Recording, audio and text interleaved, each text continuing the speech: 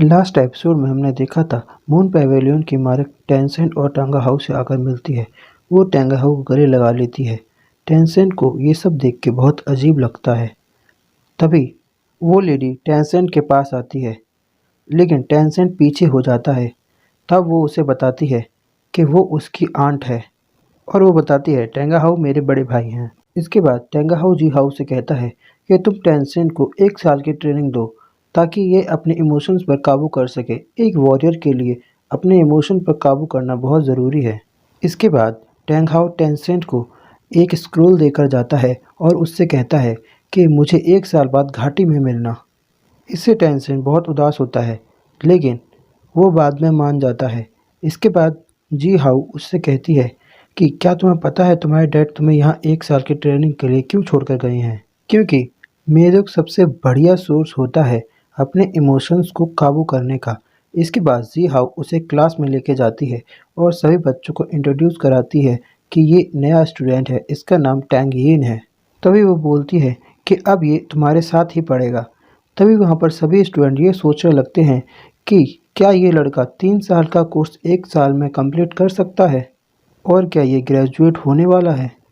इसके बाद class start होती है। जी हाउ सभी को वीणा बजाना सिखाती है। वहाँ पर सभी स्टूडेंट बहुत अच्छे से बजा रहे होते हैं, लेकिन जैसे ही टेंसेंट की बारी आती है उसे बजाना नहीं आता। तभी वहाँ पे सभी लोग उसका मजाक उड़ाते हैं और टेंसेंट को गुस्सा आ जाता है।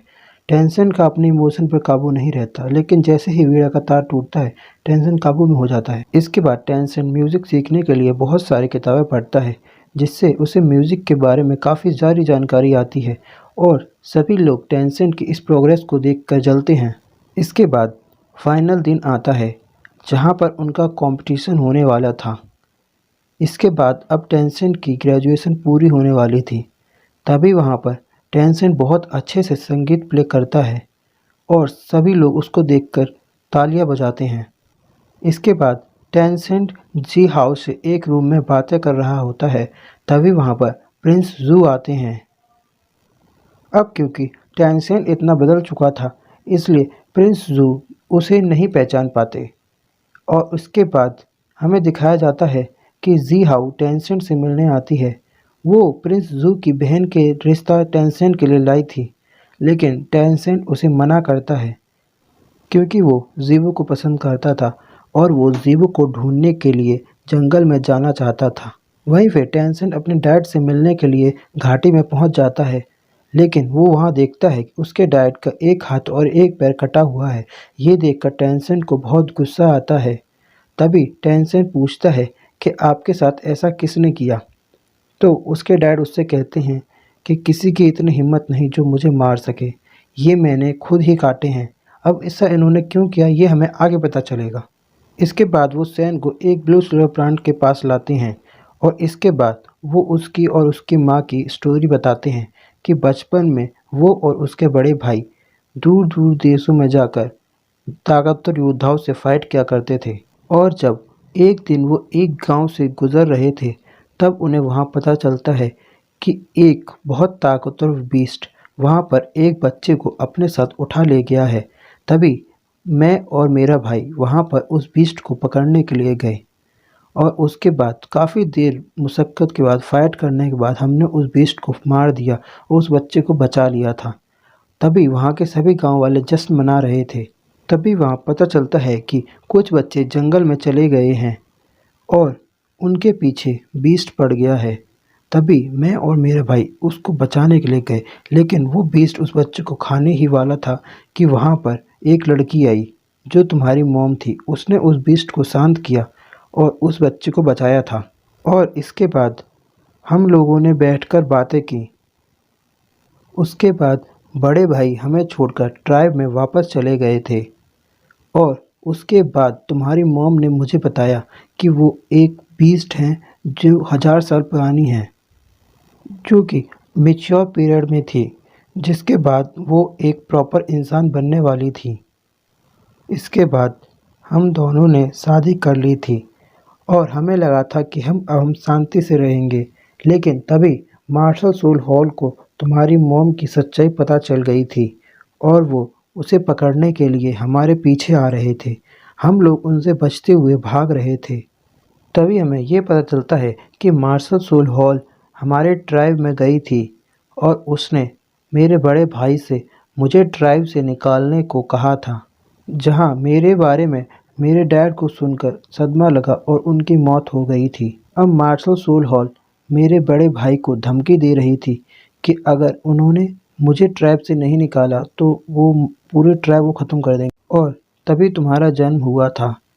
हमने सोचा था कि अब हम इंसानों से दूर रहेंगे, लेकिन तभी वहाँ पर मार्शल सोल हॉल आ गई और उसने तुम्हारी मॉम के ऊपर अटैक कर दिया। तुम्हारी मॉम ने हमें बचाने के लिए अपने आप को सेक्रीफाइस कर दिया और एक सोल बॉर्न में बदल गई, जिसका इस्तेमाल करते हुए मैंने तुम्हारी रक्षा की थी।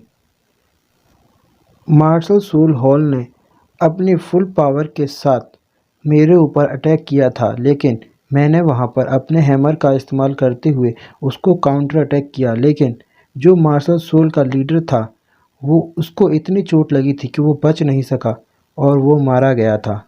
मेरे भाई ने भी मुझे ट्राइब से बाहर निकाल दिया। अगर वो उसको नहीं निकालते तो मार्शल सोल हॉल मेरी ट्राइब को ख़त्म कर देता। तभी टेंगाहाउ टेंसेंट को एक बड़ी सी पेटी दिखाता है, जिसमें बहुत सारी सोल बॉन्स रखी हुई थी, जिनमें से एक उसकी माँ की सोल बॉन थी। यहाँ पर टेंगाहाउ टेंसेंट से कहता है कि तुम अपने माँ की सोल बॉन ले लो, ये तुम्हारे लिए तुम्हारी माँ का आशीर्वाद जैसा होगा। इसके बाद टेंसेंट उस सोल बॉन को एब्जॉर्ब करता है और इसके बाद वो कहता है कि तुम्हारी माँ इस ब्लू सिल्वर प्लांट में है। इसके बाद सैन टेंगाहाउ से कहता है कि मॉम ठीक हो सकती हैं, लेकिन हमें मॉम को एक ऐसी जगह ले जाना होगा जो उनके लिए सूटेबल हो। इसके बाद वो लोग उस प्लांट को उस जगह लेकर जाते हैं जहां टेंसेंट ने ट्रेनिंग की थी। ये जगह पॉइजन मास्टर की होती है। तभी टेंगाहाउ टेंसेंट से कहता है कि अब तुम्हें यहाँ से जाना चाहिए, क्योंकि यहाँ पे हर जगह पॉइजन होता है, इसलिए तुम्हारी बॉडी पर इसका बुरा असर हो सकता है। तभी सैन उससे कहता है कि मैं यहाँ से चला जाऊँगा, लेकिन आप यहाँ पर ये हर्ब्स खा लीजिए, इससे आप मॉम के पास रह सकते हैं और पॉइजन का असर आपके ऊपर नहीं होगा। इसके बाद सैन ज़ीबू के बारे में सोचता है, उससे मिलने के बारे में। तभी हमें दूसरी तरफ ज़ीबू दिखाई जाती है, जो कि टेंसेंट के बारे में ही सोच रही होती है।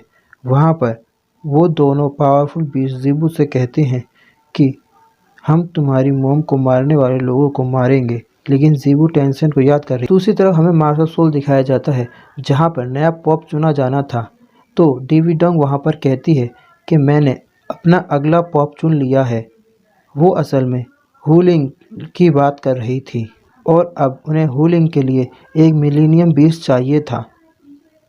अब टेंसेंट अपनी ट्राइब में वो बची हुई सोल बॉन देने के लिए आता है और अपने ट्राइब को वापस खड़ा करने के लिए वहाँ पर कुछ लोग टेंसेंट को रोकने की कोशिश करते हैं, लेकिन जैसे ही टेंसेंट अपना हैमर उन्हें दिखाता है तो वो सब लोग उसे फिर अपने लीडर के पास लेकर जाते हैं। अब क्योंकि मार्शल सोल हॉल ने उनकी ट्राइब को ख़त्म कर दिया था, इसलिए अब वो लोग मार्शल सोल हॉल से छिपकर पहाड़ों में रहते थे। जब टेंसेंट उस जगह को देखता है तो उसे अपने पिछले जन्म वाली जगह याद आती है। वो सोचता है कि क्या ऐसा हो सकता है कि ये वही जगह हो। तभी वो लोग आगे बढ़ते हैं।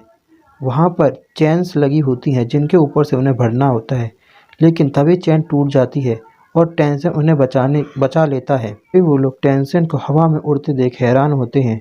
इसके बाद वो लोग अंदर जाते हैं। अंदर उसे जी हाउ मिलती है और वहाँ पर टेंगाहाउ का बड़ा भाई भी होता है। वो टेंसेंट का टेस्ट लेते हैं। वो टेंसेंट के ऊपर अपनी स्ट्रॉन्ग वेव्स कर छोड़ते हैं।